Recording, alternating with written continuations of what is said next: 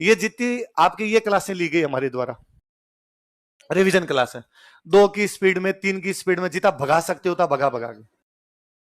है ना, जितना आप कर सकते हो उतना। मेरे वाले तो मत करना, है ना,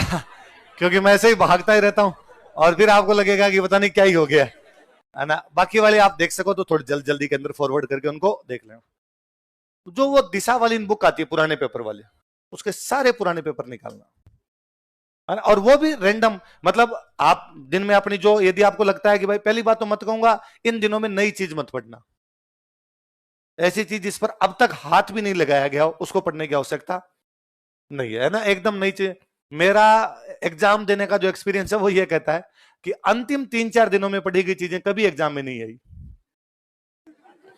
है ना। और मेरे को हमेशा धोखा ही हुआ कि यार मैं क्यों पढ़ के गया ये, इससे अच्छा जो आ रहा था उसको और पढ़ जाता तो ज्यादा संभावना बनती यार, उसमें से कोई क्वेश्चन गलत करके आता तो बड़ा अजीब लगता कि जो मैं इन 3 दिन में, और मैं घोटे मारता। ये मुझे याद है एक बार पता नहीं को आईएएस में पेपर था और मैं लास्ट 2 दिन में इकोलॉजी के अंदर पता नहीं कौन कौन से अभ्यारण रट गया था, हम सारे याद कर दिए मैंने उस बुक में, जो वो सारे याद है, मैं रूममेट को सबको सुनाऊं, वो और हर साल क्वेश्चन पूछ और रहे थे उसका, तो मुझे लगा इस बार पूछेंगे, उस साल मरी नहीं पूछा उन्होंने। मेरे को एक बार याद है, एक बार एक एग्जाम से पहले मैंने विजयनगर साम्राज्य, मेरा पहला कभी नहीं पढ़ा हुआ था, और मैंने एग्जाम से ठीक पहले विजयनगर साम्राज्य के घोटे मारे। उस साल विजयनगर साम्राज्य का कोई भी क्वेश्चन, तो ये ट्रेंड है, आप लास्ट टाइम में जो भी पढ़ के जाते हो उसका क्वेश्चन नहीं, इसकी अपेक्षा हमने जो पढ़ रखा उसको बार बार पढ़ लिया जाए, उसको बार बार पढ़ लिया जाए। करंट इकोनॉमिक सर्वे आपका पढ़ा हुआ है, आपके क्वेश्चन गलत भी नहीं हो रहे और पढ़ लो उसको, ताकि क्वेश्चन उसका गलत होने की कोई भी संभावना ना। रीजनिंग आपकी पढ़ी हुई है, अपने लगता है रीजनिंग के सवाल तो हो ही जाएंगे, एक बार कोई और जितने पेपर अब तक हुए हैं अपने, उन पेपर में जो जो रीजनिंग के क्वेश्चन पढ़े हैं वो एक दिन बैठ के सारे निकाल दो, अलग अलग टॉपिक, एक एक टॉपिक एक एक सवाल तो मिल ही जाएगा, एक एक टॉपिक क्लियर हो जाएगा, तो एक बार अपने दिमाग की सारी चीजें निकल जाएगी कि हाँ ये बातें अपने उस किताब से होता क्या है, उस दिशा वाली किताब से या कोई भी जो पुरानी किताब, कोई भी किताब है इसमें पुराने क्वेश्चन आंसर दिए हुए, जब वो आप निकालते हो तो उसमें एक क्वेश्चन 5 बार रिपीट हो रहा है ना। घर पे बैठ के एक तो अपने जितने टेस्ट हुए हैं उन सबके आंसर की पढ़ना, आपको आंसर की दी हुई है, उसमें कोई जोर नहीं आएगा, आंसर की पढ़ी है, क्योंकि वो आंसर की नहीं है, वो आपके पूरे सिलेबस का रिवीजन है।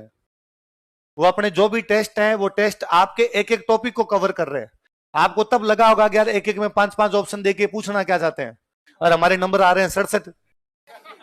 इसके चक्कर में, है ना। तो यहां नंबर वाला कोई उद्देश्य नहीं था, यहां मैंने कभी नहीं देखा, यहां पर मैंने टेस्ट सीरीज में कम नंबर आने वालों के सिलेक्शन देखे, टेस्ट सीरीज को टॉप करने वालों के नंबर कम आते देखे, मैंने कई बार तो उनको आउट होते देखा है।